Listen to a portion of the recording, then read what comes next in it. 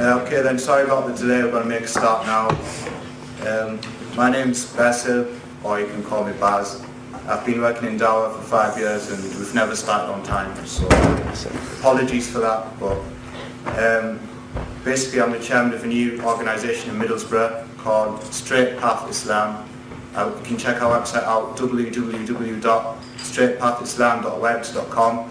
We're a group of young brothers and sisters who want to dispel all misconceptions about Islam and bring the true ideas of Islam towards our non-Muslim friends in the area. And also we're going to create like healthy dialogue between Muslims and non-Muslims so you can understand each other properly. If we don't get active and if we don't start speaking up for ourselves, the only source of information people can get about us is from the news and other places. So basically it's up to us to create an environment where we can have healthy dialogue with each other and discuss all topics, especially the sensitive topics. Because if we avoid them, then like I said, the only other place that people can go to learn about Islam is from the media or maybe people that don't like Islam or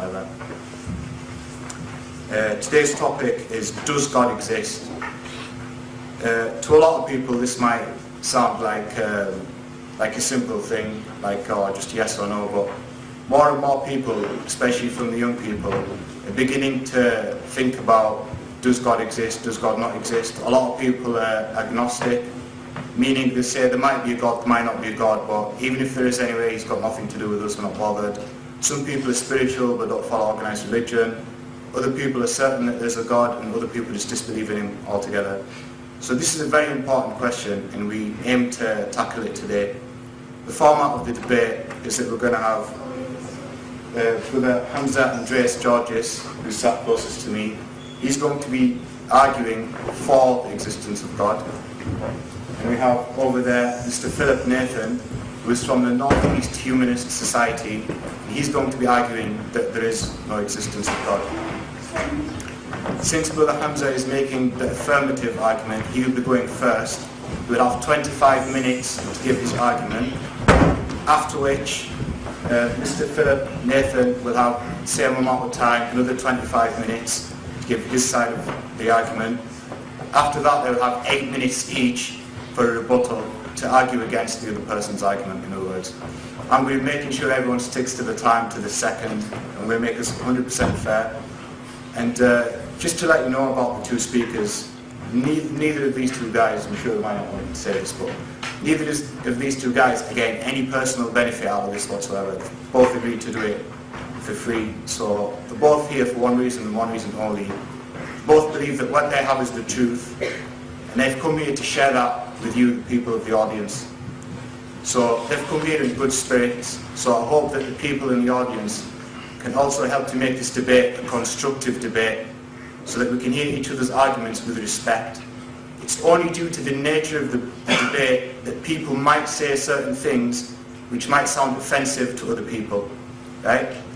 But, as people, we have to be able to accept opinions, even if they're against our opinions, okay?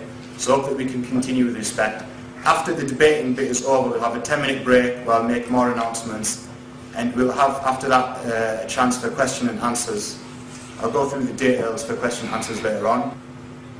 Okay, so without further ado, I'm going to introduce Hamza and Georges to come to the stand and to deliver his 25-minute speech. Thank you. And please stay silent throughout the full debate. You can have question and answers at the end. If you want to, do an applause or whatever, or do a takbir or whatever, do it after they've stopped talking, because we're recording it. Are the speakers working? Because the mic doesn't seem right. I've got like a natural microphone in my voice. Okay, just take your time.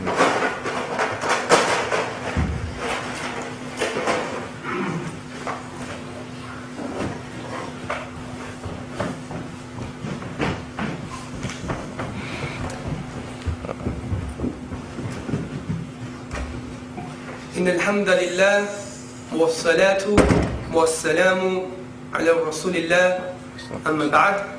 I greet you all with the Islamic greetings of peace. Assalamu alaikum wa rahmatullahi wa barakatuhu.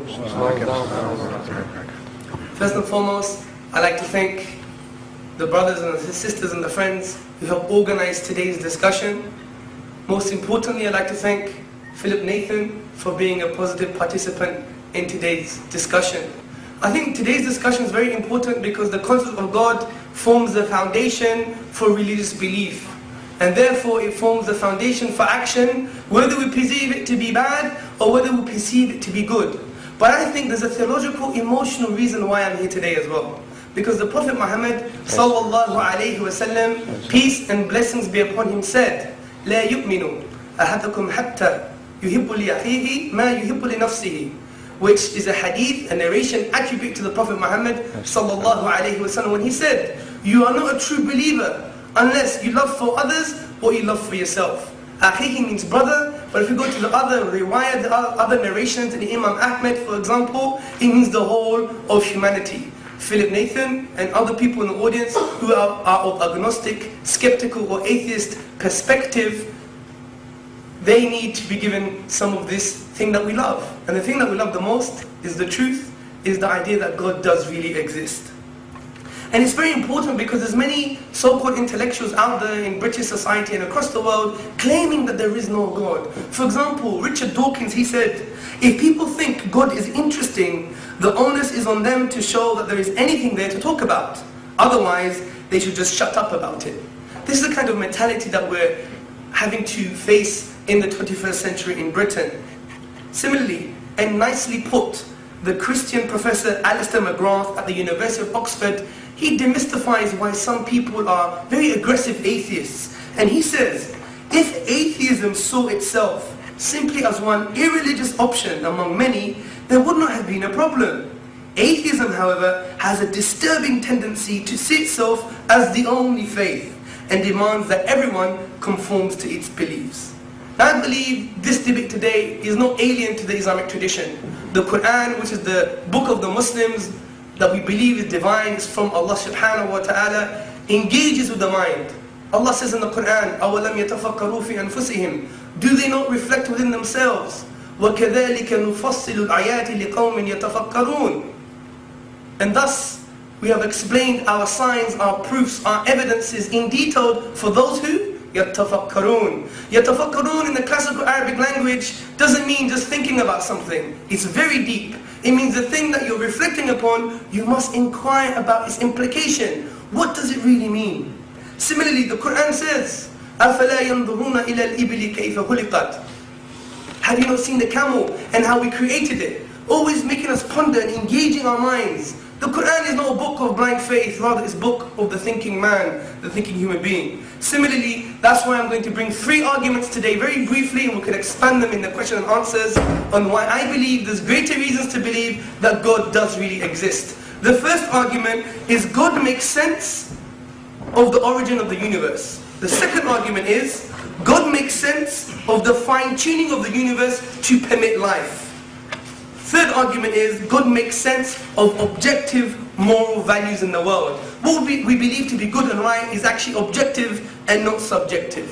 Let me start with the first argument. God makes sense of the origin of the universe. We have all asked, where have we come from? Why does something exist rather than nothing? Did the universe have a beginning? Did it just appear? Typically, atheists generally have said the opposite. They say the universe is eternal and uncaused. The famous philosopher Bertrand Russell, he said, the universe is just there and that's all. But I would argue this is irrational. This is not based upon thinking mind or any type of logic or rationality. Because if the universe was infinite forever, that would mean our past, our history is also infinite and forever. But can we have an infinite set of past events? No, we can't, because it leads to contradictions. For example, even mathematicians recognize this. Let me give you an example. You have these 2 lines here. You can see point A and B, D and C, and you can see they're finite lines. But if we stretch the 2 black lines onto infinity forever, then I ask you, what is the distance between these 2 points? Now one may argue, well, the distance is infinity because it's between 2 infinites. The 2 lines have been stretched to infinity now.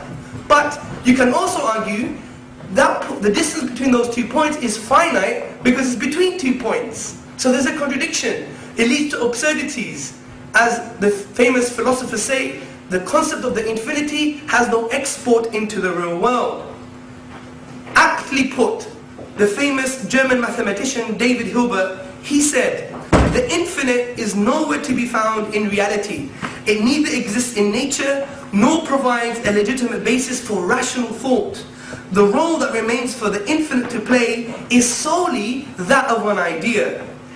But historical events or past events are real things, not just ideas. So we can't have an infinite set of past events. We wouldn't have today. Therefore, we need a cause. Let me explain this with a nice example. Say you wanted to borrow the book called the Quran in Teesside University Library, and you had 4 people in front of you. You would have to wait 4 people long. If you had 400 people in front of you, you have to wait 400 people long. Now what if you had an infinite amount of people in front of you, or forever amount of people in front of you? You would never get the Quran. Similarly, we can't have an infinite set of past events.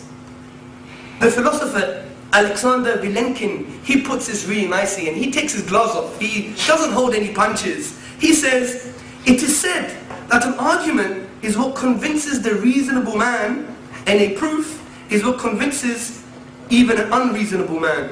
With the proof now in place, cosmologists can no longer hide behind the possibility of past eternal universe. There is no escape. They have to face the problem of a cosmic beginning." Now I would argue this is supported by scientific evidence, astrophysical evidence. It's not just a philosophical discussion. We've all heard of the Big Bang, where it was claimed that physical time and space were created, and matter and energy were also created. The 4 prominent scientists, J. Richard, James Gunn, David Schramm, and Beatrice Tinley, describe the event of the Big Bang as follows. And they say, "The universe began from a state of infinite density," this is the key word, infinite density, about 1 Hubble time ago. Space and time were created in that event, and so was all matter in the universe. But what does infinite density actually mean in scientific discourse? It actually means nothing. So we have to believe that the universe came out of nothing. Similarly, Cambridge astronomer Fred Hoyle, he states, "The universe at a point in the past was shrunk down to nothing at all." So the Big Bang model requires us to believe that something was created out of nothing. For example, Anthony Kenny, professor at Oxford University, he says, "A proponent of the Big Bang theory, at least if he's an atheist, must believe that the universe came out of nothing and by nothing. But brothers, sisters and friends, out of nothing, nothing comes." Even atheists recognize this. The famous philosopher David Hume, he said, "I never asserted to absurd proposition as that anything might arise without a cause." Similarly, Pages Walt, in his publication About Time, says, "If there is anything we find inconceivable, it is that something could arise from nothing." And the famous eminent physicist Sir Arthur Eddington, quite interesting statement here. He says, "The beginning of the universe seems to present insuperable difficulties unless we agree to look at it as frankly supernatural." So there is a cause for the universe based on philosophical, scientific, logical and rational evidence. But what is the nature of this cause? Because some atheists still claim, fine, there is a cause for the universe, but it's mechanical.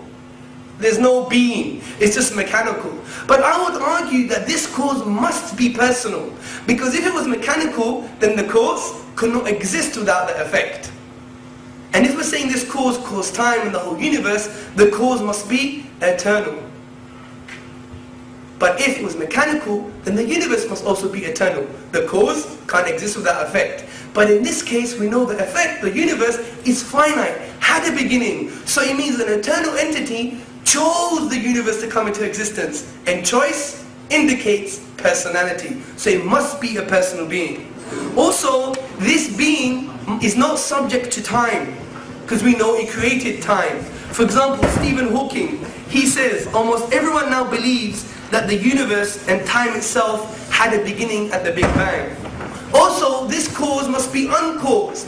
Because if we say then what caused the cause, then we can argue what caused the cause that caused the cause, what caused the cause that caused the cause that caused the cause, and we're going again for infinity. But we've already discussed that infinity regress, going back to infinity, just simply doesn't exist. So there must have been a point where there was a sole cause. So, The summary of this first argument is as follows. It's a very basic summary for everyone to understand. 1. Whatever begins to exist has a cause. 2. The universe began to exist, as we've just substantiated. 3. Therefore the universe has a cause. The second argument is that God makes sense, the existence of God makes sense of the fine-tuning of the universe for intelligent life. Because if you look at the Big Bang, and the initial conditions for the Big Bang were exquisitely arranged to permit a life-permitting universe. For example, Professor of Theoretical Physics, Paul Davies, he states, the explosive vigor of the universe is thus matched with almost unbelievable accuracy to its gravitating power. The Big Bang was not evidently any old bang, but an explosion of exquisitely arranged magnitude. Now, when the laws of nature are expressed mathematically, various constants are discovered, and these constants are not dependent on the laws of nature. For example, let me give you 2 examples. The expansion rate of the universe. Now, the expansion rate of the universe, if it differed by more than 10 to the power of minus 18, which is 1/1,000,000th of a second, there would have been no universe at all. For example, even Stephen Hawking, in his publication, A Brief History of Time, he acknowledges the following. He says, if the rate of expansion was 1 second after the Big Bang had been smaller by even 1 part in 100,000 million, the universe would have recollapsed before it ever reached its present size. The second example is about the Big Bang's low entropy condition. Roger Penrose of the Oxford University has calculated the odds, the chance, of the Big Bang's low entropy condition existing just by chance alone. And he said it's 10 to the power of 10, which is 10 and add 123 zeros. And Penrose comments, he says, I cannot even recall seeing anything else in physics whose accuracy is known to approach even remotely a figure like 1 in the 10 to the power of 10. So there are 3 possible explanations for this fine-tuning of the universe to permit intelligent life. Only 3 possible explanations. 1, physical necessity. 2, just by chance. Or 3, supernatural design. Well, it can't be physical necessity because we just discussed that these constants, these numbers, are not dependent on physical law. So it's not physical necessity. 2, it can't be chance because the numbers are so high that if you were able to say, yes, it was chance, that is equivalent of me saying that there's a possibility that my grandmother is a pink elephant that was born on Pluto that flew here on a giant feather. Because if you start believing in these astronomical figures, then there's no positive discussion. Then we could say, what if this and what if that? What if we're not really here? What if the world is actually flat, but someone made you believe it's round? These ifs, it doesn't create any positive discussion and we're going nowhere. So it can't be chance, because in day-to-day life, when the scientist or the atheist deals with his life, he doesn't entertain such chance. But when it comes to God, chance is possible.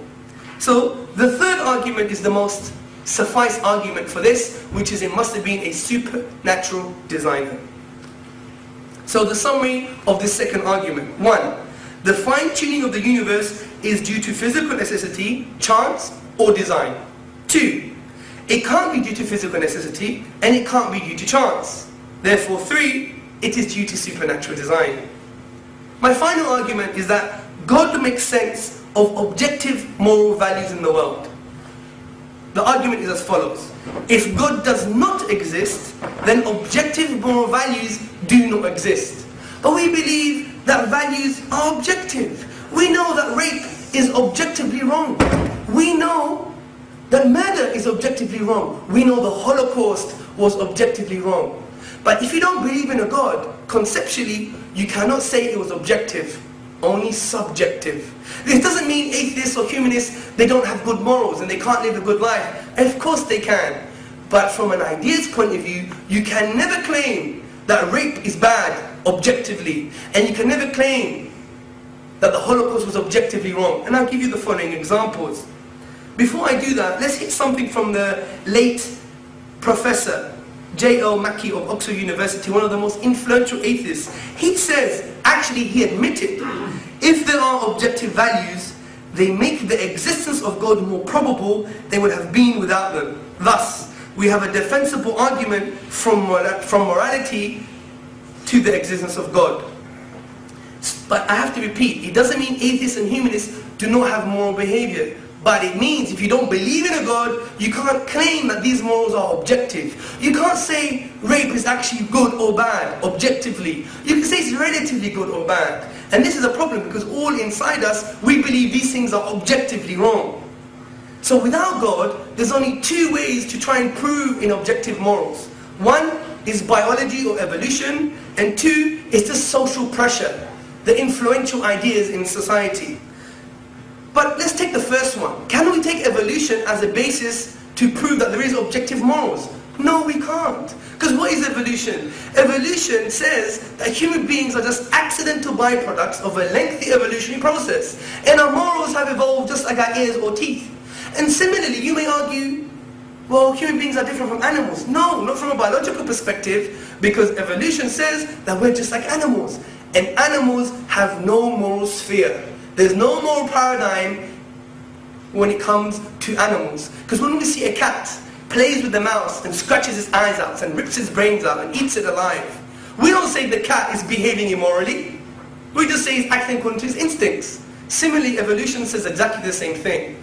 For example, nicely put, the professor of science, Michael Rules, he explains, morality is a biological adaptation no less than our hands, feet and teeth. Considered as a rationally justifiable set of claims about an objective something, ethics, in other words morality, is illusionary, it's an illusion. I appreciate that when somebody says, love thy neighbor as thyself, they think they're referring above and beyond themselves. Nevertheless, such reference is truly without foundation. Morality is just an aid to survival and reproduction, and any deeper meaning is an illusion. This is what they believe in if you believe that morality comes from evolution. It has no objective basis. Secondly, can we claim social pressure? Can we claim, well, there's a consensus, an ijma' in Arabic, yeah? A consensus in society that says what's morally right or wrong. But there's huge problems in this. Because some of the actions that we do today in the 21st century will be despicable 40 or 30 years ago. Because the influential ideas in a society has shaped society in a different way. So, society is relative. Morals are relative from a social pressure point of view. They can never claim that objectively wrong or objectively right these actions. Similarly, if we believe that the basis of morality is just social pressure, then that means you would have to agree that the Holocaust was good if you believe in this approach. Because it was just social pressure. Because wasn't it social pressure in the 1930s and 40s that all the Germans came together to agree as a consensus that it was morally right to kill 6 million Jews? So we could never say that the basis of morality is just social pressure. So that's why I argue, if you don't believe in a God, you can never claim an objective morality. Because you have these two options, biology, evolution, or social pressure. And we just discussed, they cannot be a firm, rational foundation for objective morals. So Philip Nathan today can never claim that killing is actually objectively wrong, or objectively good. Because where is the basis? Where is the conceptual anchor that transcends human subjectivity? Only God can do that. So we could summarize the argument as follows. 1. If God does not exist, objective moral values do not exist. 2. We know objective moral values do exist. 3. Therefore, God exists. So I think in order for us to have a very positive discussion today, I think what Philip Nathan must do, in my opinion, I'm not telling him how to debate, is go away from emotions. I've had many debates with humanists and he always gets into a religious, emotional argument. I want it to be very nice and clinical so we get to understand the ideas behind if God exists or not the emotional ideas. So I think he has to address some of the arguments I've posed today. And let me just summarize all the arguments. The first argument of the beginning of the universe was, 1. Whatever begins to exist has a cause. 2. The universe began to exist. 3. Therefore the universe has a cause. The second argument was about fine-tuning, and it went as follows. 1. The fine-tuning of the universe is due to physical necessity, chance or design. 2. It is not due to physical necessity, chance or design. 3. Therefore it's due to supernatural design. And the last argument, the third argument about morality, went as follows. 1. If God does not exist, objective moral values do not exist either. 2, but we believe that rape and killing is objectively morally wrong. We believe in objective moral values. 3, therefore God does exist. These are the very basic premises I've used, and I think Philip Nathan needs to address them as best as he can. Anything that I've said that's wrong or offensive has come from my ego. Anything that I've said that's good and correct has come from Allah subhanahu wa ta'ala. Alhamdulillahi Rabbil Alameen. Unquestionably, indeed, all praises are due to Allah subhanahu wa ta'ala. Jazakallah khair for listening.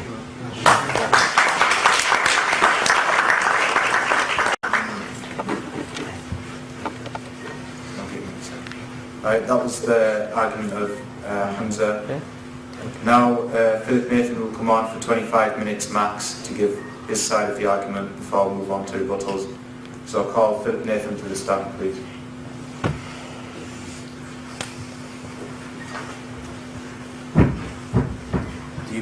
What was the pencil? The plastic box.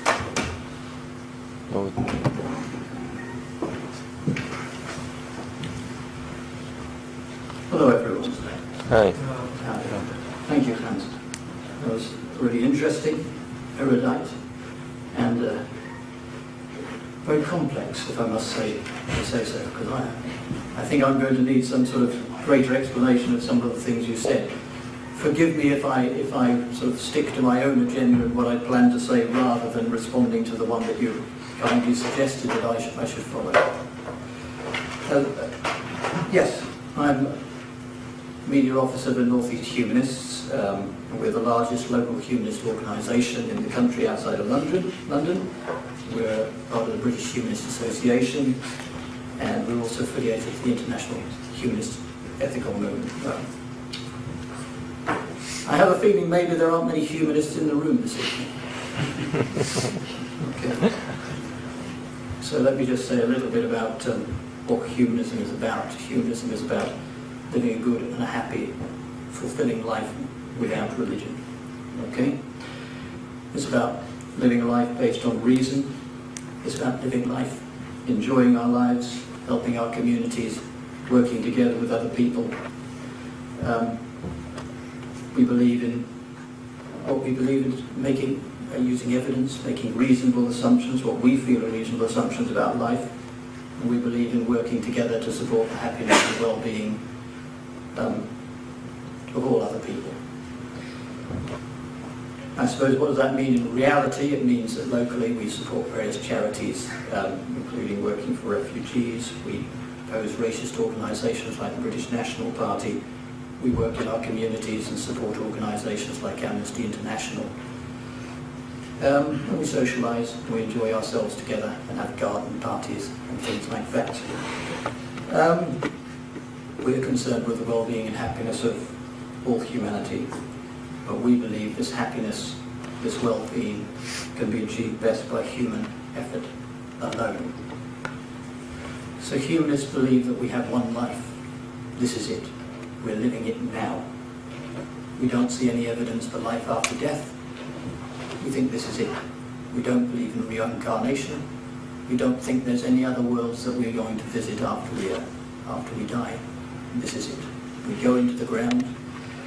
We have to live our life now and live it well now. We believe experience and reason provide the best way, the best approach to living a happy and successful life. So, humanists don't believe in any gods. We don't believe in supernatural explanations for our existence. As Hamzah referred to, we don't follow any sacred books. Not the Quran, not the Bible, not the teachings of Buddha, not the writings of Ron Hubbard, or any others. We see humanism as being positive and constructive, supporting the welfare and well-being of all. We believe in a common humanity. People refer to here as brothers, but humanists would say that we're all brothers and sisters. We have a common humanity, that we share this, all people from all religions and no religion, that we have a common humanity, and that is the important thing. We believe in thinking based in reason, experience and evidence for the one life that we have. We see this as positive and constructive. So I suppose let me move to the motion. This house believes there is no God. I'd always prefer to be speaking a positive case for humanism, the kind of things we believe in, but humanists are associated with believing in no God, and that is actually correct. But I don't consider myself to be an atheist. What a sad life that would be, to spend your life thinking about what you don't believe in. As I say, we believe in a positive, moral approach to life, about doing good, about helping our communities. So I'm a humanist. But, as I say, be no doubt humanists don't believe any gods. We think there is no afterlife. There are no heavens, there are no hells. There are no rewards after death. There are no punishments after death. This is it. This is what we have. This is the one life we have. We see no angels. We see no supernaturally inspired miracles. We feel that there have never been any of these miracles, that they do not happen. This is the one life we have. We have to live a good life. Work for our fellow human beings now. We have to work every day to have a fulfilled, decent, caring, good life, enjoying ourselves, well, that's important, and supporting others, and doing it now. There are no rewards in any hereafter, as far as we are concerned.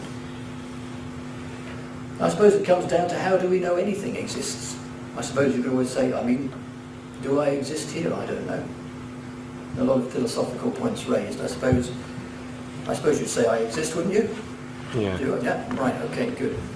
We could say, for example, a book exists. I can see it, open it, touch it. I can cry because of it. I can laugh because of its contents. I can say a bacterium or a virus exists. I can see it through a microscope, electron microscope. I can see the effect of the disease. I can do tests which tell me which type of virus it is. We can develop antiviral drugs. We strongly believe that there's a new type of flu, and we're trying to develop a vaccine to combat that. Of course, I can't hold one in my hand and show it to you. But in other ways, through microscopy, through the evidence of what that virus actually does, we believe there is such a virus. And we can see that people have died from it. Love exists. We can feel love. We can see its consequences. We know we feel love. We can't see it, but it's there. What are people claiming when they claim there is a God? Well, I don't think they're just claiming that there's some supernatural, invisible being that exists. They are claiming that this entity exists. Have a seat somewhere. They're claiming that this entity exists and that it is actually all-powerful, and that it influences and affects the real world of our lives, your life, the lives of others. I think that would be correct. That is what people are claiming. Not only that, people say that God is good. To show that such a God exists, get rid of this. These people must show that it can be experienced by the common senses, and they must be able to show that there are clear cause and effects relationships which involve this God, and that this God is good. Not only this, it must be accepted by the reason-based community, such a demonstration, not the majority of people, as showing that something is true requires demonstration, interpretation and reason. And I would say no such reason and experience-based demonstration has been presented. You see, I've never seen any God. I haven't seen the God of Islam. I haven't seen the Christian God. Maybe you'd say they're going to be the same thing, I don't know. I haven't seen any Hindu gods. I haven't seen the sun gods of Egypt, the Norse gods, the Greek gods, the Roman gods. I've never had any reason in my life to think that any of these gods are present and have taken action on anything. I wasn't going to show you a clip. I suppose when I came here, maybe I will, maybe I won't. Got some here. Right. When the tsunami came and took the children from the beaches of India and Sri Lanka, where was this God? Where was this good God? Could not this all-powerful being come and have saved the children playing on the beach? What wrong thing had those children done in their life to deserve that? To be taken by a tsunami wave? When Nazi soldiers lined up Jewish men and women and children in front of ditches or led women and babies into gas chambers, could this God not have saved them or looked after them or done something? When Bosnian Serbs massacred young Muslim men and boys in Srebrenica, where was this God? I'm afraid the answer is nowhere. Because there is no God, there are no gods.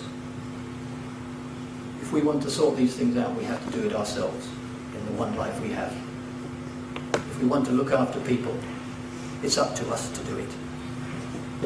The tsunami, well, if people had invested some money and some technology to monitor the wave flows in the Indian Ocean, maybe 200,000 people wouldn't have died.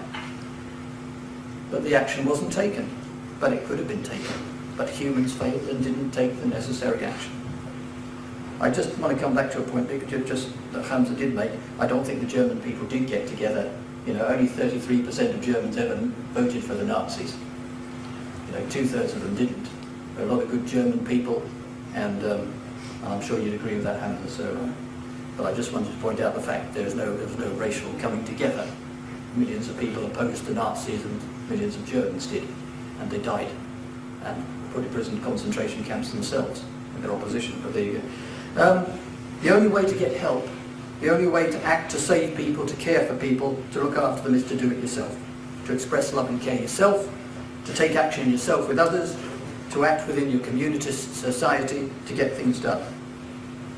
No God's going to help you ever, because there is no God there. What is presented as evidence comes from ancient books, the Quran, other texts from ancient Egypt, the Christian, the Jewish Bible, all of which present a range of accounts. Of course, these books are said to have been written by gods or divinely inspired by gods. And so, of course, they say there is a God. But then we get into a circular argument. It goes round and round in circles. The book says there is a God, but the book was written by God. So you would never get out of that circle, frankly, if that is the evidence that's going to be taken. I would say, most importantly, these books are designed largely to get ordinary people to behave, but more importantly, to do as they're told. I'm not going to give any quotes from the Quran because I don't think I know it well enough. It might be seen as being a bit rude. But I think Islam means submission. Is that fair to say? Yes, correct me if I'm wrong. I would say there's nothing to submit to. I would say don't submit to anybody.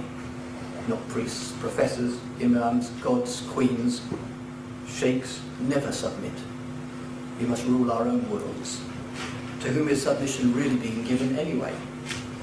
Well, maybe I'll discuss that later on.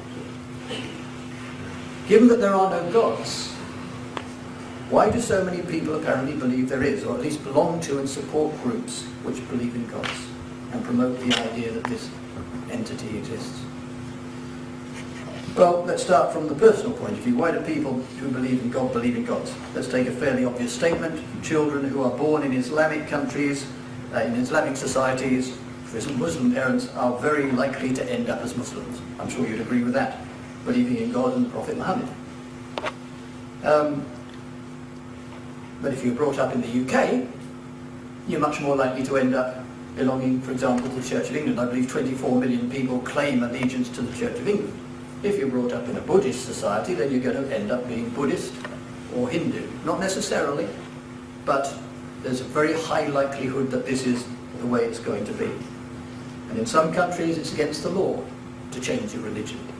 So people are going to claim to belong to that religion anyway. And in many countries, in some countries, should I say, if you claim that you don't believe in God, well, you might as well sign your own death warrant. Because to go around the street saying there is no God is a criminal offence in many, not in that many countries, but there are sort of similar things. I believe in Greece, where I used to work many years ago, everybody is counted as being a member of the Greek Orthodox Church. And it's very difficult, you know, because as a Greek, you must be a member of the Greek Orthodox Church. So it's very difficult. If you start feeling and thinking differently, you need to be a bit quiet about it. People say hundreds of years ago that certain important academics and intellectuals believed in God. They certainly mentioned God in their works. But if they didn't really have a choice. Because hundreds of years ago, if people didn't believe in God in the UK, they would be killed. Maybe it won't strike many chords with you, but in 1579, a man unknown today was burned to death because he said, and I think you'll agree with what he said, the New Testament and the Gospel of Christ, though you won't agree with it entirely, is but mere foolishness. Matthew Hannah, 1579. A mere fable. Christ is not God or Saviour of the world, but a mere man, a shameful man, and an abominable idol, he said. Christ did not again rise from the dead or ascend into heaven. Baptism is not necessary, and nor the sacrament of the body and the blood of Christ. Of course, Catholics are supposed to believe in transubstantiation. It's a difficult word to say. Transubstantiation, that in the Catholic Mass the bread becomes the body of Christ and wine his blood, I believe. Well, I don't believe, they believe. And it was a crime a couple hundred years ago in Britain to say, no, that's not true, it doesn't become the blood. You can't say that, because you'd be put in prison, you'd be killed for it. We live in a better world now. Humanists believe heavily in freedom. We certainly believe that if people wish to choose and practice a religion, that's their decision. Absolutely. And no bars should be put in their way, as long as these beliefs and practices do not damage the freedoms of others. We don't object to people letting children learn about other religions and belief systems. In fact, I was talking at Sunderland University a little while ago, and it was said there, aren't you trying to create a new orthodoxy? No, I think children have got to learn about religions. Children should be educated about Islam. They should be educated about Christianity, Buddhism, all beliefs. But I'd also like them to be educated about humanism and non-religious beliefs, which is what the government won't allow, of course. I hope that will change, because I don't think children and adults should be deprived of the knowledge and information that could help them make their decisions. Getting back to my main point, people believe in God and their religion largely because they're brought up in that religion. They attend schools in that religion and are only taught about that religion. That religion is embedded in a social group, in the way people behave and live in that group. And escape from that religion, moving away from it, can be very difficult in families, communities and states, because rejecting a religion can be seen as rejecting a community, family and much more. Of course, there should be no such thing. As I say, the reality is that children born into Buddhist societies in Buddhist countries are likely to end up as Buddhists. In the UK, people end up claiming to be Christians, a lot of them. Even though many people don't believe in God, still they would say give allegiance to the Church of England. We have a flag with a cross on it, of course, or England does. I was going to mention Pinocchio. A few hundred years ago, Spanish Inquisition, he was tried and executed. He said, I was born a Christian, I want to remain a Christian. Now, if I had been born a Turk, I would want to live like a Turk. I do believe that every person considers his faith to be right, and we do not know which is the right. He was executed by the Spanish Inquisition in 1599. My children attend a Catholic school. I'm not a Catholic, as you can see. You walk in the door and there's a statue of Jesus. The school holds Catholic masses. In religious education and other classes, prayers are said in assemblies. My children have been told by one teacher to look at their cross and not take their eyes off it. Christian prayers are said. At home, Catholic children may have icons around. In fact, my brother is married to a Catholic wife, and I was somewhat shocked to find Catholic icons around the children's rooms. I thought, hold on, this is a bit young. Couldn't we wait a few years and let them make their own minds up? Maybe I must be naive. I think I am. I'm not sure of your experience in Islam, but I would think it's very likely you're taught from an early age that there's a God. And it's taught to you as fact. This is what's put to my children. It's not a, there could be, there couldn't be. It's God says this. If you do this, God will do that. But not questioning. And this comes from a very early age, before children can make independent judgments. But Islam's a very big part of people's lives. You pray 5 times a day, maybe. There's language like, God willing, alhamdulillah, if I can recall. Just as everyone in England will say, oh my God, or let's pontificate, named after the Pope, the pontiff, to think about things. So religion is deeply there in our culture and our everyday. Why does this continue? Whom does the idea of God serve? I would say a large part of religion is a way of controlling people, keeping people under control. I've already mentioned Islam's meaning of submission, but Christians are encouraged to obey and follow. Do as it says in the book. Follow Jesus. Obey the commandments. Don't question. Don't think about whether they might be wrong. Obey.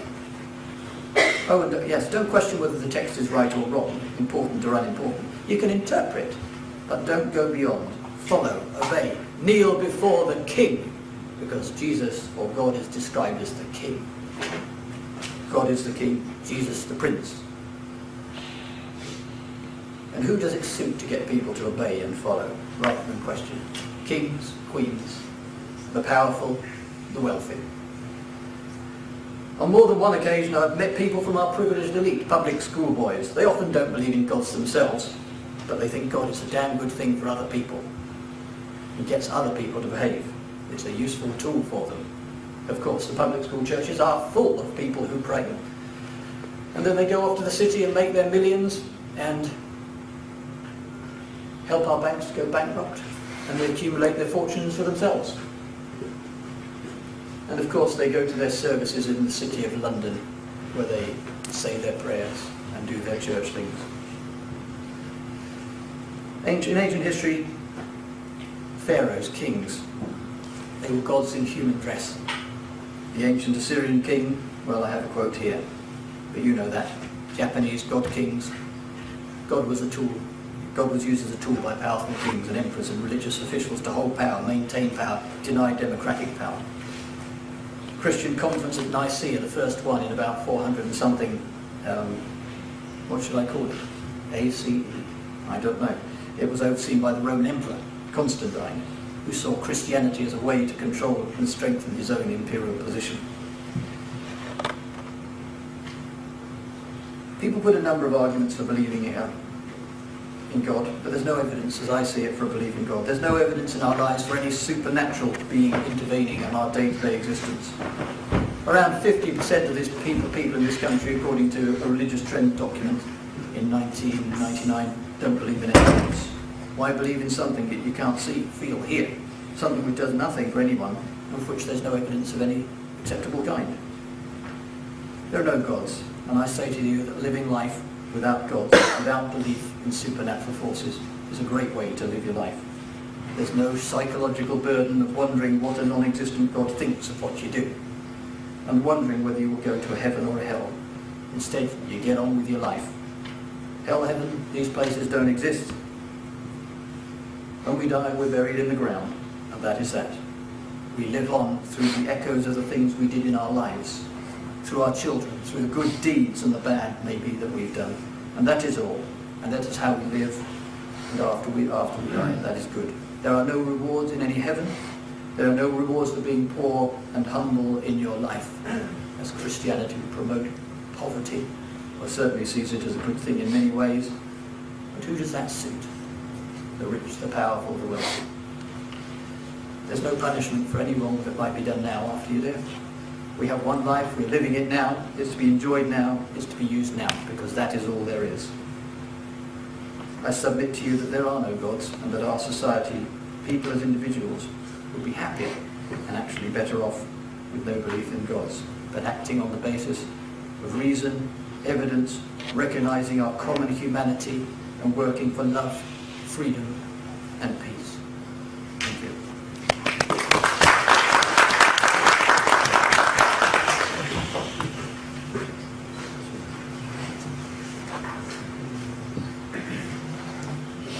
Right, so you've now heard both arguments from both speakers. Each speaker will now be given 8 minutes each for a rebuttal to counter the argument of their colleague. So Hamzه and George would like to come up first.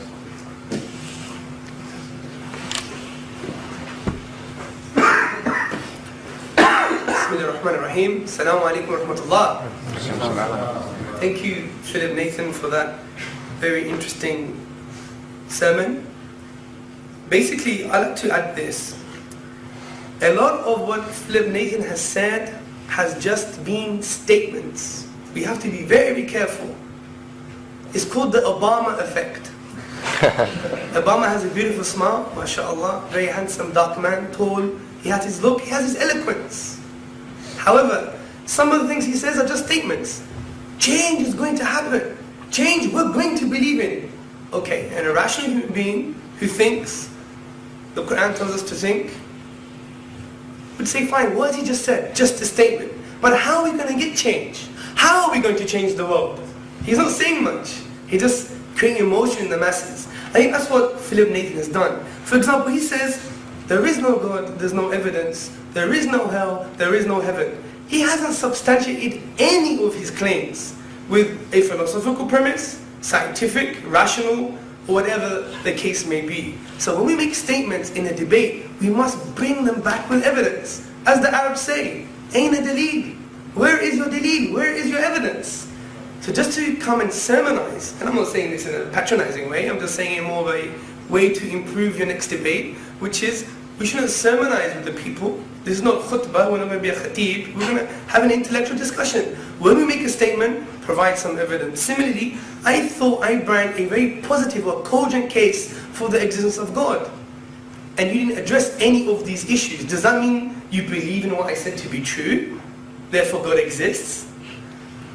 Let me just quickly go through some of his points. First point is the one that really gets up my nose. Yeah? Humanism is living a good life without God, and humanists are very happy and they do charitable work. Well, according to rational academic evidence, if you go into the sociological evidence of what's been happening in the past 20 years, you would see that people who do not believe in a religion are less happy, less healthier, and die younger. Did you know this? So humanism is the religion of irreligion, and it has failed human beings. For example, in 2001, Schnittke, in the Journal of Scientific Study and Religion, examined a data set of nearly 3,000 adults from the general population. And he found religious involvement had no significant relationship with depression. So you're more depressed if you're not religious.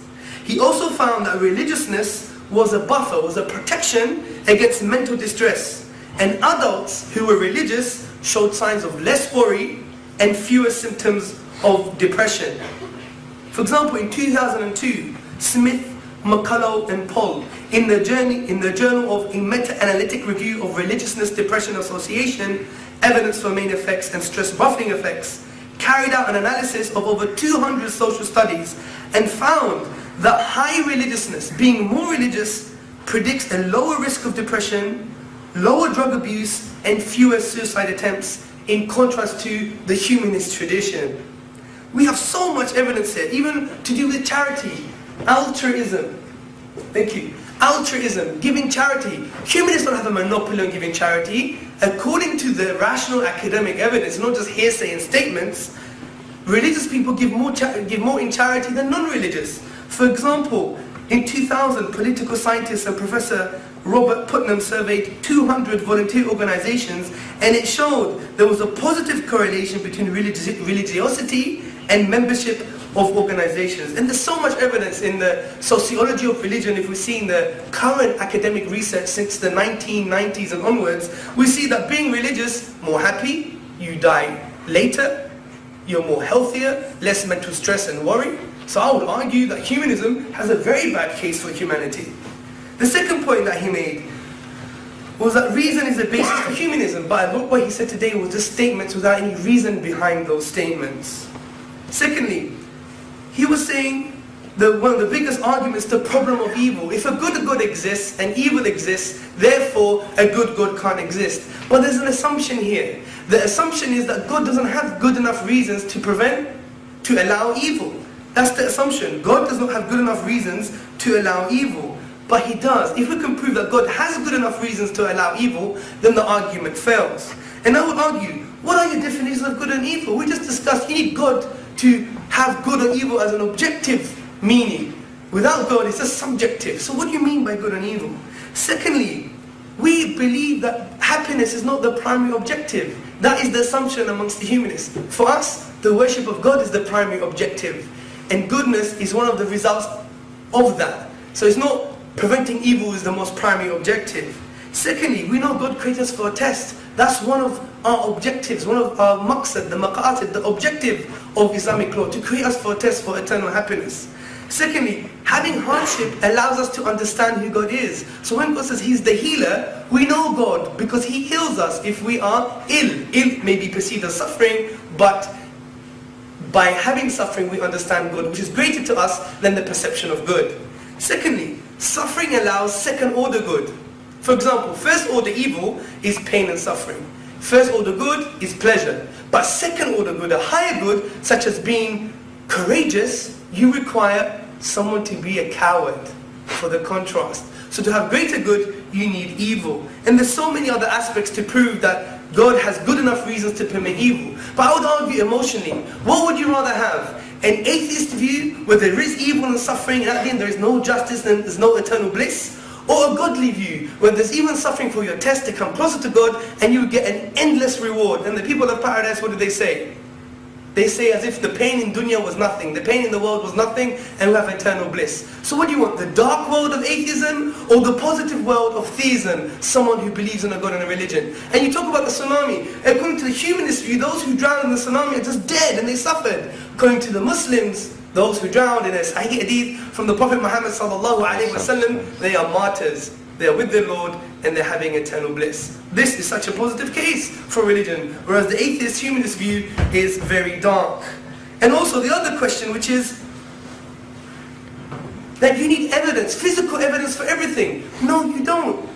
Prove to me, Philip Nathan, that your great-great-great-great-great-great-great-grandmother was alive, or she exists. You can't do that physically. You don't know where her grave is. You can't get any DNA samples. The only way to prove that she did exist is because you are here today. It's a rational concept, not naturalism. Everything requires physical evidence. So that premise is also flawed.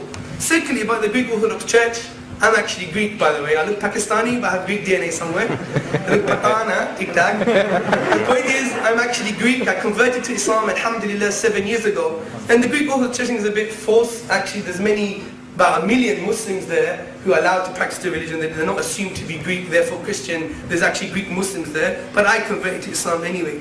And then you came about submission. I know I've got 1 minute left. Submission. Submission is a bad thing. But everyone submits to something. Everyone has a reference point. It's either yourself, your ego, philosophers, other books, other people, your experience, or God. Now what is more rational? To refer yourself to something that is higher than you, greater than you, more experience, more knowledge, more understanding, more wisdom, or to refer to yourself something which is creation? The most logical thing is to submit yourself to the Creator because it's much better. That's the last point. Last point. And just to conclude, he has to address my arguments, which he hasn't in any shape or form. Please, Philip Nathan, address my arguments so we can have a fruitful discussion. Jazakallahu khairan.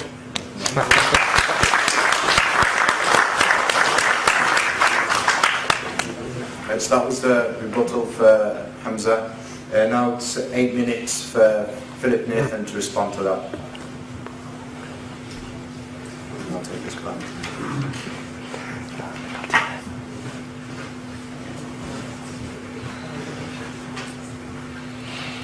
Well, thank you, Hamza. I don't know where to start. Well, I know where to start. Did any of the research that you quoted mention humanism? Yes. But humanism specifically, because I don't think this kind of research has compared humanism with other religions. It's compared people who have no religion. Humanism is a positive and constructive philosophy of life. I think if I did a survey of our humanist members, you find that we live, well, I think our president died a little while ago in his 90s, that our current chair is 84 years old. We have a lot of quite elderly people in our membership, actually. If you went there, you'd probably think I was one of the young ones. But I don't think that these kind of things are actually sort of reasons to believe anything. So you do live longer. You can take certain drugs that will have statins. In fact, I did do a radio show where the Christian priest was saying, well, Christians live longer, you see, so maybe everybody should be a Christian. That was his argument. I would say that the research probably shows that if you're in a social supportive group, you have friends who will help you out, you have a strong sense of belonging and many other things like that, then that's probably going to help you live a little bit longer. And I think looking at the research would show that. So, you know, I mean, I can't go into individual papers. Yes, you've mentioned, you know, you've presented a lot of points. I don't feel I'm a philosopher. I suppose I've been a scientist by training. And, you know, in fact, you know, when it comes to philosophy, I often don't understand, unfortunately. And there's many things that I don't understand in life. And for example, diagrams like this, frankly, I just don't get it. I don't see what it means, what it's about. What I see is that there's not these things. I see no God in my life. I see no God doing anything. And, you know, for me, that's where it's at. And, you know, if you want a deep intellectual argument, I suppose you made a very good point about providing evidence, but I think it's for people who believe in God to provide evidence, because I see none. It's not there. There's no one. I can't see anything. I can't touch. I can't feel. I can't see anything. And he said humanism is a dark world. No, humanists don't want the children in Sri Lanka. We don't see that as suffering at all.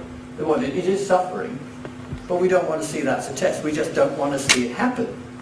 We don't want to see people lined up and shot. And our objective in the right humanist world is to act to stop these things happening.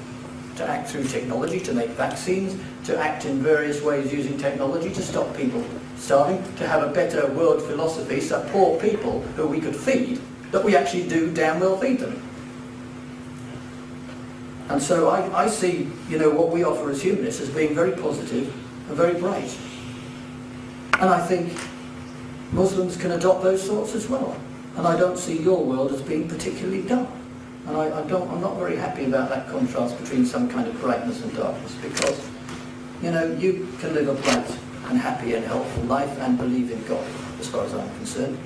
You know, we have a difference of opinion maybe on that one, but, you know, you can do so many good things. And I don't, you know, but humanists do good things too. I think the research into charitable donations and such is a bit of a red herring. You know, as a local humanist organisation, you know, we do charitable works, we do good works, and, you know, that's what we feel that we do. God makes sense of the origins of the universe. That was a complicated argument, but I don't think in any sense that it does. If there is a God, what created the God? That's about as far as I can go in terms of the cause argument. You know, maybe the world is infinite, maybe it's not. I don't really know. Let's try and find out through research and investigating what happened and trying to understand better. I don't think God makes sense of the fine-tuning of life. This is the intelligent design argument as far as I can see. I think we came here, we developed through a process of evolution. As Hamza rightly points out, the possibility of us being all here in this kind of way today at this point, there's an astronomical low chance perhaps of that happening. But there's a 100% chance of something happening. This happens to be the one that happened. Okay? That's getting philosophical. Something had to happen, and us being here today is one thing that has happened. It's an outcome. There's going to be some outcome. Every outcome is probably small, and, you know, but there's going to be an outcome, and today's outcome, here we are. This is it. God makes sense of objective moral values. You know, I suppose to listen to him, I felt, you know, rape is wrong, massacres are wrong, they're absolutely wrong. I don't care whether you can rationalise it objectively or subjectively. They're just bloody well wrong, okay? And you know, maybe I'm supposed to get philosophical about it, but they're just wrong, okay? And that's it. You know, humans, you know, we are moral. We live in moral societies.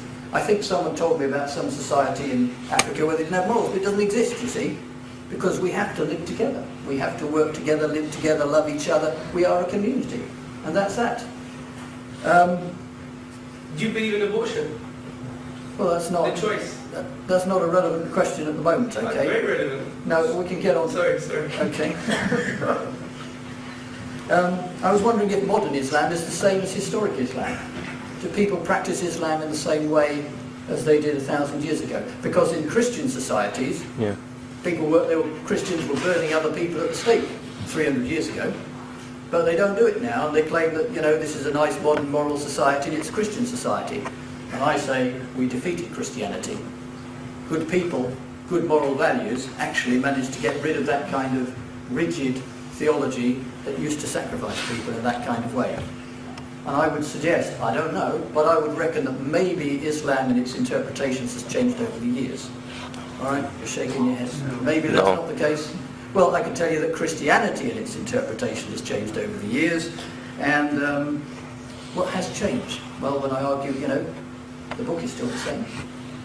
Something's changing. People are changing. We change through history. We get different values, different perceptions, different experiences. and reinterpret things. There's a lot of morality without religion. Me and Obama, we're great friends. I didn't say anything about change. As I say, I'm not an intellectual philosopher. People are more depressed. I don't know, perhaps I've dealt with that point.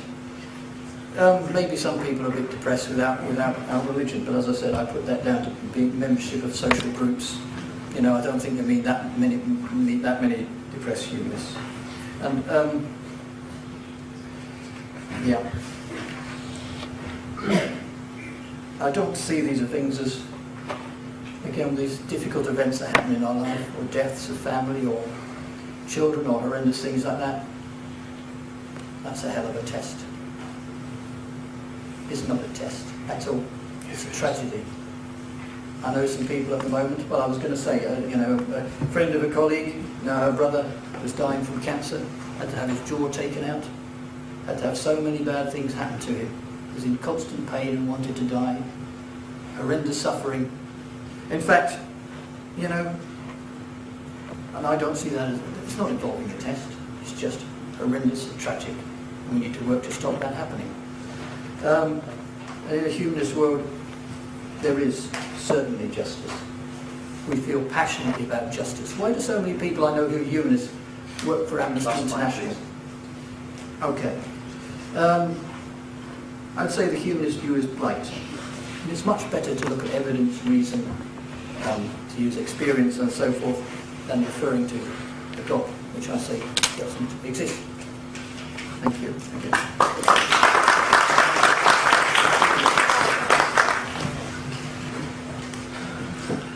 Alright, so you've now heard from both speakers.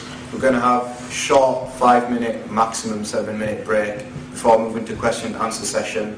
This is where you get the chance to contribute to the debate as well. Before I'll go into the question and answer session now. I'm going to give you the rules, and everyone has to stick to the rules. I know some people here are my friends or whatever. I don't care if you're my friend or whatever. Everyone sticks to the same rules, inshallah, okay? If you want to ask a question, please make sure it's a question. There's always somebody, no matter what event I do, no offence, who thinks that people came to listen to him and not the speakers. So ask a question, don't give a lecture, please, okay? You have like a few seconds, make your point, and then that's it. I don't want anyone standing up and giving a lecture. If you do, I'll politely ask you to stop. You can either ask a question by writing down on a piece of paper. You have to write down in English. Somebody asked me, can I write in Arabic? I'm sorry, but you can't. Make sure that it's readable handwriting. Or if you want, you can ask a direction by raising your hand. What we'll do is we'll first see if the ladies have a question. After that, we'll see if the gentlemen have a question. And after that, we'll answer a question from the piece of paper. All speakers have an option to comment on the question. So even if you're asking a direct question to Hamza, for example, after Hamza gives the answer, Philip will be allowed to comment on it. Okay? We will allow a little bit of going back and forth, but after a couple of minutes I'll have to stop it in order to move on. I want as many people as possible to get the opportunity to ask a question. Okay, so just give a couple of more minutes to people. Has everyone got a piece of paper that wants one? Right, so might as well get started with the Q&A, because we've got about half an hour left. Okay, so we'll first start off. Is there any sister who would like to ask a question direct without a piece of paper? Raise your hand. I've got one. Yeah, can you just please make sure you stand up so we can hear the question clearly? Or at least raise your voice or something. Can I just raise my voice? Yeah, you can. Can you hear me there? Sort of. I think it's the same. When you said that the tsunami could have been prevented, how is that possible? And if it is possible, why wasn't it prevented? There was technology available, there is technology available that monitors, as I understand it, wave flows, changes in movements of the ocean floor. It was available, and if the money had been invested in it, and I believe it was even discussed before, by if the government around the Indian Ocean had acted together. But as I understand it, they didn't act together. It was very expensive, so they didn't want to invest in it because it would have costed a lot. But obviously the cost of 225,000 people dying, you know, is enormous as well. So that means they chose money over the people? I presume that they were making a calculation that these kind of events weren't likely to happen. I'm not inside their minds, but they, you know, in a sense, yeah. But that's always, you know, that is the case. The government's decided not to spend on it, as I understand it. Okay, but I believe the technology does exist. I believe the technology is already deployed in some oceans in the world. But the poorer countries are in bad regions of the world, or some are, and they didn't want to spend the money on it. That's my understanding, okay? Okay, Hamza, is there anything you'd like to say on that? No, it's just a very simple argument, really, that, you know, the humanist persuasion, they will always be chasing around trying to stop suffering. When suffering is inevitability, we're going to die, we're going to be sick. So this is the standard. Suffering is as inevitable as taxes. We're going to get taxed all the time, we're going to suffer all the time. That's life. And religion, Islam has come to deal with these problems in a very positive way. It elevates the psychology and the mentality of the human being to the way that everything they see is positive. The Prophet Muhammad sallallahu alaihi wasallam said in a hadith, ajban, yeah, which you could have other words like ajib, yeah. Amazing is the state of the believer. Amazing. Because when something's bad happened to him, he's patient. And patience is good for him because of the akhirah. In the hereafter, he will get paradise. If something good happens to him, the believer, he says Alhamdulillah. He thanks Allah, he thanks God. And that is also good for him too. For the dunya, the earthly time, and the akhirah. So look what religion does. It provides a positive perspective on suffering. Humanism doesn't provide that positive perspective. He's always chasing around to stop suffering, you know, trying to beat God. Let's beat God. Yeah, but that can't happen. Fine, I do believe we should put things in place to prevent harm. For example, in the Islamic State, in history, the Uthmani Khilafah, they sent food to the Irish people in the potato famine. Do you know this? When the British couldn't do it, yeah, because they couldn't afford it or they had problems with the Irish, whatever the case may be. But the Ottomans secretly gave food to the Irish. So they provide these things. For example, in Islamic history, we developed scientists like Ibn Sina. He created a book, developed a book called the Canon of Medicine, which was used in Western Europe for over 600 years. So Islam doesn't say don't deal with problems. The Prophet Muhammad sallallahu alaihi wasallam said, every cure has a disease, so seek the cure.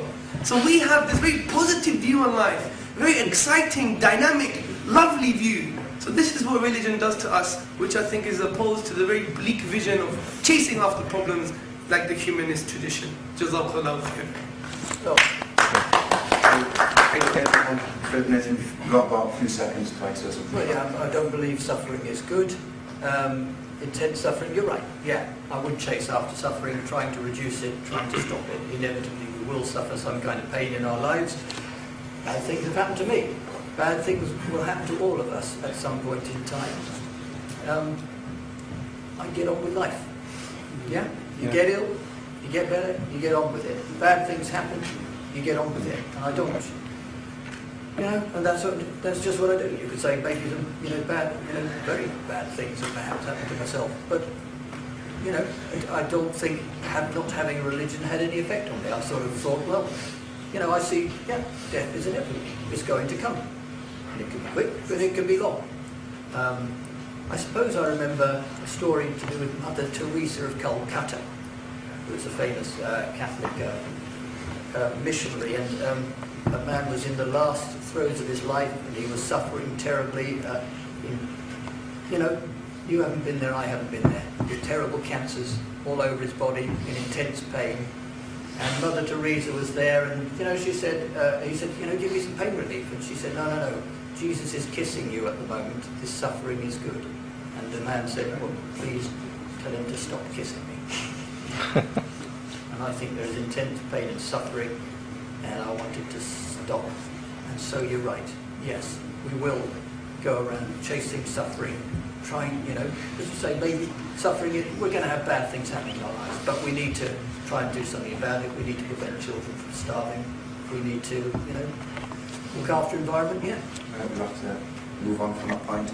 Yes, brother. What about the suffering if it's happened if the suffering happened, or like tsunami that happened in order to save the other people? For instance, if Hitler was killed when he was a child in catastrophe that will save people, will save 6 million Jewish people, would they be killed? So sometimes God permit, I think, God permit suffer happen in order to save the other people. Sometimes. What do you think about it? Well, I don't think there's a God. But Can I respond to an assumption in your question? Yeah. I don't think there's a God. I think that happened, and it would have been better if it hadn't happened. And humanists would like to chase around and stop Adolf Hitler's, stop the BNP, stop these extraordinarily unpleasant people, you know, and we will chase Yeah, them. no, I disagree with that. Humanists don't go around solving problems because the mentality of the humanist, if you don't believe in a God, you're not going to see those problems as opportunities. That's what religion does. It allows you to see a problem as an opportunity. Whereas for the humanists, they are depressed and they're sinking in depression because there's been a problem, because they don't have a God to teach them how to view things positive. No, this is true. So this claim of having a monopoly of treating things well, it's not true, because if we're looking okay, let's look at reality. When Islam was in political power in history, it did some things that was unparalleled from a humanist perspective. Read the historical books, Philip Mansell, his historical book, Constantinople. The only time in history where a state had food, shelter and clothing for everybody. This is not a humanist phenomenon. This is an Islamic phenomenon based on Islamic economic principles that elevate people and gave them economic liberation. Because when they give the zakat, the 2.5% tax for the charity, the people came back and gave it back to the leader and said, everyone has food, shelter and clothing. So when you look at religion, it sees problems and it creates opportunities from them, because as I said, we do try to chase suffering to solve the problem because we see it in a positive way. Because when we say this, there's suffering, that person's suffering, fine. I'm going to try and deal with the problem because one, I get reward for it as well. It's a means to come closer to God because I'm dealing with the problem. And there's something positive about this. We believe God is all wise. And from His wisdom, you can't say just because I can't see the wisdom, it's not there. That's actually a logical fallacy. It's an argument of ignorance. You can't argue from ignorance. It's a logical fallacy in logic. I'm sure you're aware of that. So if we believe God is all wise, then His wisdom permeates everything. And sure, maybe something happened today because there's infinite wisdom that we can't yet understand. But because we can establish God does really exist, as I said in the beginning, you can't have an infinite set of past events which you still didn't address. You know, this kind of thing, you know, we can argue. We have a very positive view, and it's an amazing view. In my opinion. I've never claimed that humanists have any monopoly on positive moral values, and I think you've heard me say it again and again, you as Muslims will do many good and many positive things in your life. Why should we have a monopoly?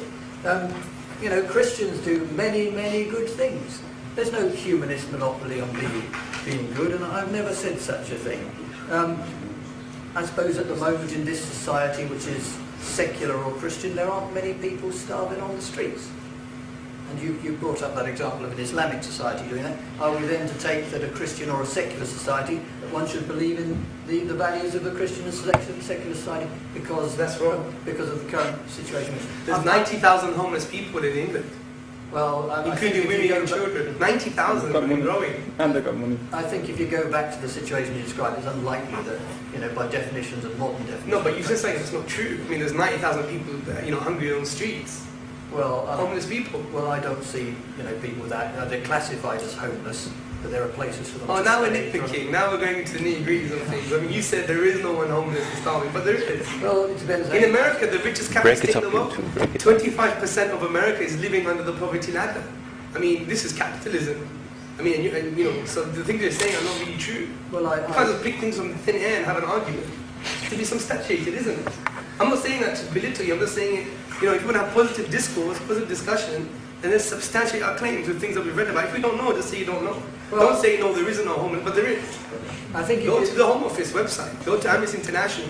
I think if you look on the streets of Middlesbrough tonight, I think you're going to find an absence of starving children, starving adults. There may be one or two homeless people, some people on drugs with alcohol problems, etc., etc. I think that's the fact. Alcohol problems. All right, a number of them. All right, a number of them with alcohol problems. Okay. You know, I don't think that undermines basically what I'm saying. You know, I mean, there are people in countries where Islam is Islamic law, where people, you know, there are people who drink alcohol. They're not counted in statistics. I have lived in a country where Islam was the religion, and if I went out, drove through the desert, you would see bottles of. We are going to have to move on. I know people have got their hands up. Sorry about that. So we've spent 15 minutes on 2 questions when we've got 5 minutes left. So we need to move on and just keep keep moving on. We agreed we'd go sisters, brothers, then paper. So I'm sorry about that.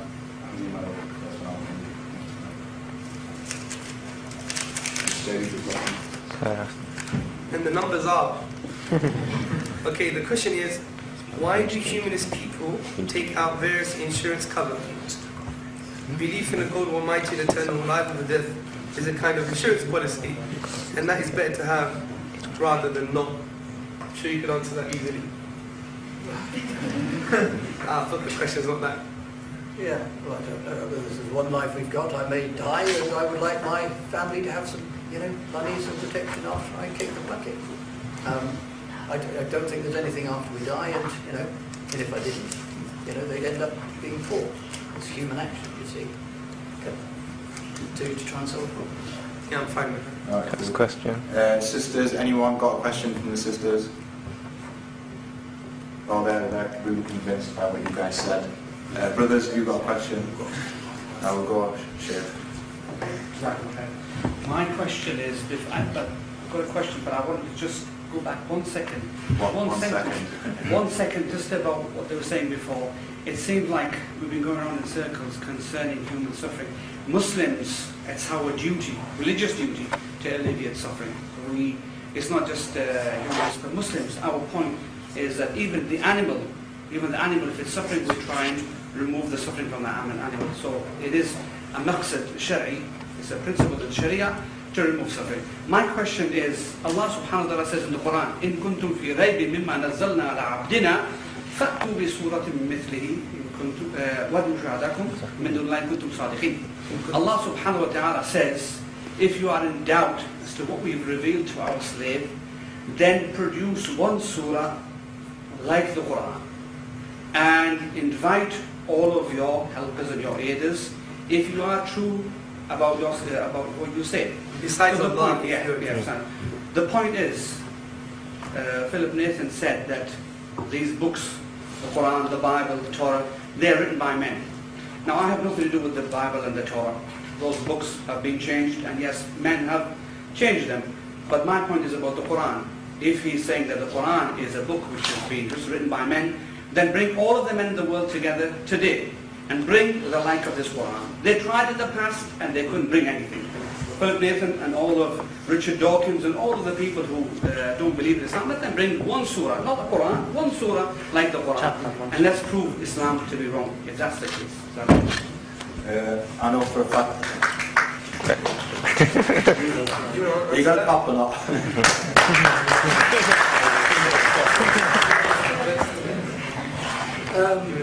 Was actually a question. Prove something wrong. But yes, the Quran, of course, it was written by people. What is the point? That I have to somehow prove it's wrong? I think we need to sort of prove that the content is right. Yeah. Okay. We need to show some kind of assertion that is actually correct, that the content is correct. This is debated about whether there is a God, there is no God. You said it's written by men, so I'm saying prove it's written by men. Well, historically, I'm sure that if people looked at it historically, I'm not sure of the research on a particular question, but it's well known. People have looked at the text of, for example, the Christian Bible, and have shown that's different, though. This is the problem, you see. This is why people get frustrated, is because you're taking a specific instance in Christian history and you're superimposing it on the Islamic narrative. It's a logical fallacy to take something specific and make it general. I mean, if you're going to claim something about the Quran and you have no evidence for it, why claim that? I would never sit here claiming things about God. What was the gentleman claiming? Is he claiming that it was written by God? Let me make No. My point is... No. It's written by men. Right. But how? No. Substantiate that claim. Do you see my point? Every time when someone has a premise, you say a statement, then you give some evidence for it. So for example, when I was talking about cosmology, the origin of the universe, you can't have infinite set of past events, you can't go infinite regress, it's an absurdity, therefore there's a sole cause. You said, then what caused that cause? Then I argued even in my presentation, but then you can go infinitely again, what caused the cause, what caused the cause, what caused the cause. You never have to do anyway. So rationalism states, you must have a sole cause, that's uncaused. Now, see, that's a substantiation of the claim. You said books are just created by human beings. Just a statement, and you just said again, there is no God, full stop. But with no evidence. That's the problem that people get usually frustrated, is because you're just saying a statement. Really however, to demystify the Sheikh's comment, when he said... say that this is to do with assumptions, and all logical arguments, if we're going to get into what logical philosophy is about, there are assumptions within arguments. And the assumption, your argument is based on a premise that there is a God. No, it wasn't. Your premise is wrong. No, your premise is absolutely what wrong. he's saying is and this. therefore everything that flows from that premise must also be. Okay, let me demystify that for you then, yeah? The Quran says... You aren't teaching me things, you aren't demystifying anything. I'm doing it now for you. You're putting your point of view in a debate. No, I'm demystifying. I'm sorry, you are not my teacher. Okay, well, I'm sorry that you feel offended. The point is this. No, I'm just pointing out that you're not says... teaching me today. This is in all respect. In a debate. Okay, I think it's good to learn from each other. I've learned a lot from you. And I'm assuming that you learn a lot from me. The Prophet ﷺ said, the cure to ignorance is to ask and learn. You're asking, I'm learning, you're asking. And this is the thing about positive discourse. It's not about egos. I don't care if you're going to teach me. I'd rather get something positive from you. I'll pray to Allah that happens. And the point is this. The Shaykh is saying in the second chapter of the Quran, verse 23, it says, وَإِن كُنْتُمْ فِي رَيْبٍ مِّمَّا نَزَّلْنَا عَلَىٰ عَبْدِنَا فَأْتُوا بِسُورَةٍ مِّن مِثْلِهِ وَادْعُوا شُهَدَاءَكُم مِّن دُونِ اللَّهِ إِن كُنتُمْ صَادِقِينَ. Talking to the whole of humanity, humanists, non-humanists, religious, non-religious. If you're in doubt about the book which we have sent down to the Prophet, the servant, Muhammad sallallahu alayhi wa sallam, then bring a chapter like it. And if, and bring your helpers and supporters besides God if you are truthful. So it's saying, if you don't believe it's from God, then I'm challenging humanity, saying, bring the smallest chapter like it. Now, according to the classical, the Mufassirun, those who explain the Quran, such as Ibn Kathir, Jalalain, Qurtubi, and many other scholars, even Western scholars such as Arbery, Margaluth, Bruce Lawrence, and many others, they came to a consensus, Western and Eastern scholarship, that this challenge has something to do with this unique nature of the Quranic language. The language is inimitable, it's unmatched, it's unique. So what they do is then they take this universal statement based upon Western and Eastern scholarship, Muslim and non-Muslim, and they derive conclusions. The Muslim is a rational being, he derives conclusions. Can it be from an Arab? No, because he challenged the best Arabs who were Arab linguists par excellence. For example, Ibn Rashid, a famous historian at that time, said, they loved that, the language of Arabic, and could express themselves in the best way. Similarly, we have Western academics like Bruce Lawrence that says Quranic verses are signs of inexhaustible truth. They signify meaning laid with meaning, light upon light, miracle after miracle. Martin Zame, another Dutch Orientalist, says that Quranic Arabic is a written manifestation, eminent written manifestation, not found anywhere. Arbery, he said the Quran is amazing. You had Reverend Boswell Smith saying the Quran is a wisdom of truth, the purity of style, and it's a miracle, and indeed a miracle it is. Margaluth, you have all these Western Orientalists, best place to look at the Quran saying there's something unique here. Some people say that about the Christian Bible as well. No, they never do that, by the way. Well, right. Substantiate that claim. Now, some people may argue Shakespeare, in other words, Sheikh Zabur. Shakespeare, they say he was very unique. But there's a difference between the uniqueness of Shakespeare and other masterpieces and the Quranic uniqueness. Quranic uniqueness is about the structural features of the language. Shakespeare is about the subjective, how it sounds nice. Now the Quran with the structural features... I'm sorry, if I could get a word... No, because it's taken rather a long time. Yeah, but I'm sorry, demystify things. Well, I'm not being demystified. Isn't it interesting that yourself, born as you converted to Islam, but many people that you're singing the praises of your Quran, your Islamic book. And Christians will sing the praises and talk about the uniqueness of the Bible. My wife is a Christian and is not a born-again Christian. And she will go on about this special book, this special New Testament, which is a great guide in people's lives. But you don't let me finish. Well, because we've got to finish at 8:30. Yeah, well, you can't butt in and just destroy me like that. Well, because I think we need to take turns. Okay. Yeah, but sure, but my wife is a Christian, and she's a committed Christian, born-again Christian. She will say, you've got to be baptized, the New Testament provides a great guide. I'm giving you academic evidence, I'm not just giving you my subjective evidence. It really doesn't sound like academic evidence to me. It sounds selective. Okay, just everyone, please. I'm in charge, so I can't say I'm the Don here, right? No one shout out from the crowd again, please, right? Then I'll start putting the limit on how long each person can talk for. This gives every person an equal chance, and at the same time, it gives us an opportunity to get as many questions asked as possible, right? I did say after guys we go to here, so we'll go in here, and then we'll go back to guys. I'm going to start putting, you got 1 minute each to just comment on each question. Thank you very much. Make sure it's not Now, could you please answer back to questions raised by Brother Hamza? That must be one of you. Well, my name is Hamza, and this is your name as well. You have two Hamzas nowadays. Is he taking the shower? Which are I think I have addressed the questions raised by Hamza. I'm here to argue for humanism about this debate in a manner which, you know, in a way which basically argues the case that I wish to put. And I'm not going to respond to the way I have responded to some of the issues, to the 3 points that Hamza raised in terms of his main arguments for the existence of the God already when we did that session a few minutes ago. So I believe I have already dealt with these points. Thank you. I mean, very quickly, I would disagree. For example, you didn't answer the question, can we have a forever past? Is infinite regression a reality? Can we believe in astronomical figures of chance? Can something be created out of nothing? Can we have objective moral values? You believe that they are, but conceptually you just give an emotional argument saying yes they are, full stop, but that's not an argument. I gave so many questions based on a lot of a lengthy discussion, and yet you did not give any substantial argumentation for that, in my opinion. Okay, brother.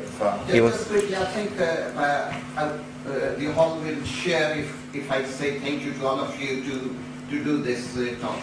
I think we are trying to kind of get God Almighty, or to recognize God Almighty by the physical laws as we know of. But God Almighty is beyond the physical laws. He's unique. Just a small comment. Okay, so 1 minute each to comment on briefly. Well, you mentioned physical laws, yes. Common senses, see, hear, see some kind of influence in our current life, etc. That would sort me out as evidence for there being a God. And beyond that, I can't see.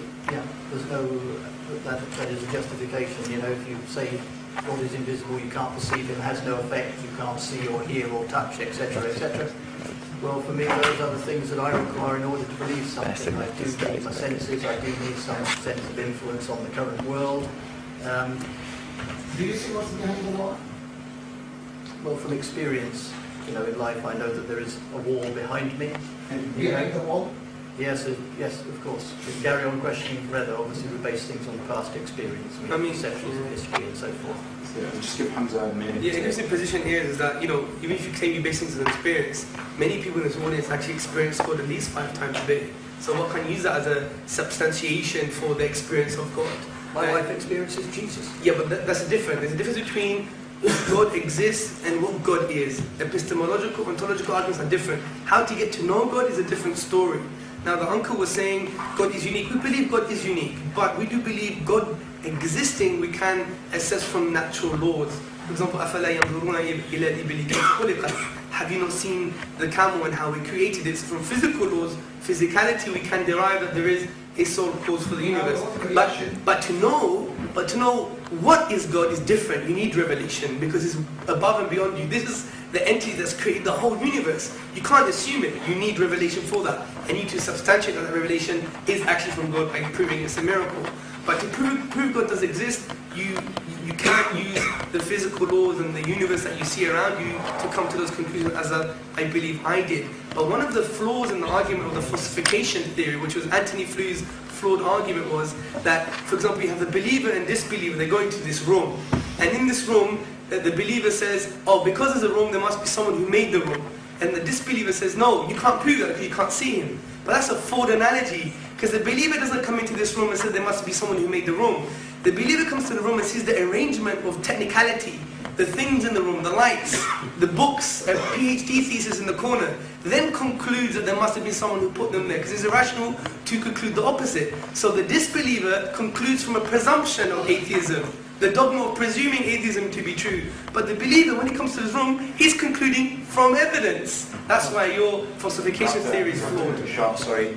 We've got, as you can see, it's almost 1/2 We've got time for one final question. This guy. Sorry, I can't ask you then. Sorry. I'm going to ask somebody who hasn't asked a question. Quick one. Okay.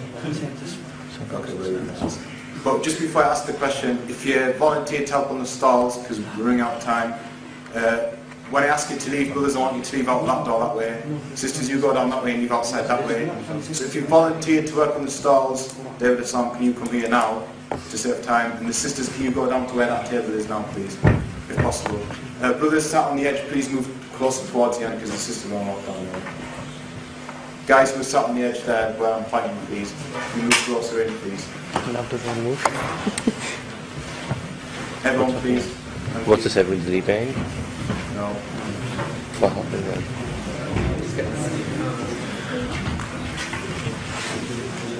So, Sisters of Auntie, can you come down now, please, before everyone else starts to leave? Thanks. Just at the table there, please. Right, we'll ask the question. Right. Question is, obviously, you talk about relieving pain from the human people, yeah? And what would you say about euthanasia for the humanists? How do you stand against euthanasia and killing people when they're really ill? Sadism as well. What is this humanist stance on that? Totally against killing people when they are really ill. Even this euthanasia because they're severely ill, yeah? You don't see a spiritual solution there at all? No, we don't believe in killing people when they're severely ill. Right. Okay. Totally against it. Sorry, over to you. Isn't that contradictory? Because I mean, you're permitting suffering according to your principles. Yeah. So the humanist permits suffering. Well, who's to judge what that suffering is? Who's to judge exactly. that? I would say only God can judge, right? Yeah. So there is no God. The person who is doing the suffering needs to make the judgment. That person who is suffering with terrible cancer. Do you see the suffering? How do you know they're suffering? You feel it? The fact that they are suffering. It's not for others to judge. We don't support that. Okay. That's a very good question. It's got show more the flaws and concepts. Yeah, I know you've all got lots of questions. You can, I don't know if they decide to stay for a bit, you can come and try and talk to them. Just talk about the Bible. He said there is lots of contradiction, scientific contradiction in the Bible. It's not like the Quran. Just to prove any scientific contradiction go against the Quran. There is not a single verse go against the established scientific facts in the Quran. There's not a single verse in the Quran go against any established or contradict with any established scientific facts. But in the Bible, it's with me. I bring thousands of contradictions. It's with me. You don't believe in the Bible. But we see we are not. You don't believe in the Bible. No, but in the Quran doesn't contradict any scientific fact. Have you read the Quran? Have you read the Quran? Like the Big Bang. One of the things that I said when I started off was that if somebody is born in an Islamic society, they're very likely to end up as Muslim. That's the Somebody who's born We're not an Islamic society, most though. likely to end up as a Christian. People in Sri Lanka, where I've lived, they're brought up as Buddhists or Tamils, and they're most likely to stay like that. And I would suggest that the reason that you are so assertive about this is because of your upbringing and so forth. We're living in an atheist society. Let me give my wife claims that the New Testament is some kind of perfect book. They would be I need to respond to this. To respond to this, basically, this is called the genetic fallacy. It's a logical fallacy. Just because people are brought up in something, and then therefore they did it because they were just brought up, not because of their ration.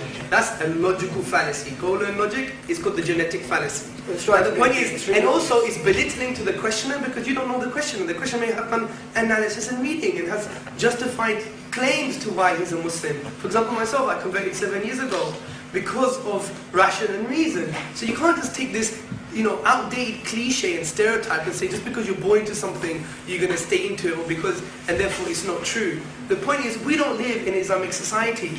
We live with a lot of atheist pressures. We go to university and we have atheist and secular persuasions attacking the mindset of the Muslims. And if you want to use that argument, if the Muslims still stay Muslim in this secular context, therefore Islam must be true, if you use your argument.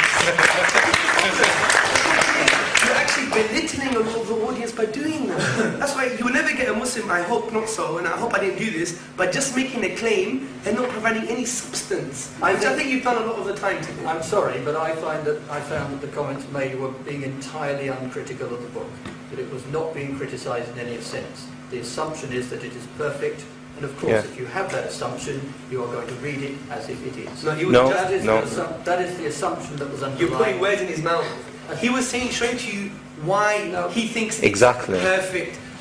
If you think there's problems with it, and you claim there is, what are the problems? And now, if you don't find any, then why did you claim it in the first place? This is the problem by he's almost lying in debates. If you haven't read the Quran, why make claims about the Quran? I would never make claims about the Buddhist scriptures because I've never read them. For me to do so would be deceit. Now, if you did say that the Quran has been written by man, it's got problems, contradictions, etc., then the onus of proof is on you, not on him, because you made the claim. And having experience of life and heard many people talk about their holy books in such a manner, my experience tells me that people from the Christians may talk all against Christians will talk in glorification terms about their own text. That's not the Buddhists will talk in glorification terms about their own text. Part of academic things is to read. I didn't feel that there was a critical edge to what you were saying. Okay, everyone. Sorry, Phil, can I give you a copy of the Quran? Will you read it? It's very unlikely. I might read a chapter. Okay, can I like give my you wife got me to read the book of Matthew once. I show you. Right, guys, I just got one or two things I'd like to say. First of all, I'd like to thank you all for coming down. As Imam Ali, I think it was when he said it, everyone's either your brother and sister in Islam or your brother and sister in humanity. I'd like to thank both speakers for coming down. I know, like I said at the beginning, due to the nature of the topic and due to it being like a debate, both people feel strongly about the same. If you have any opinions criticised, wherever, it can cause a bit of tension. So I'd like to ask Hamza and Philip if they agree to stand up and hug before we all move on. We'll pray for him.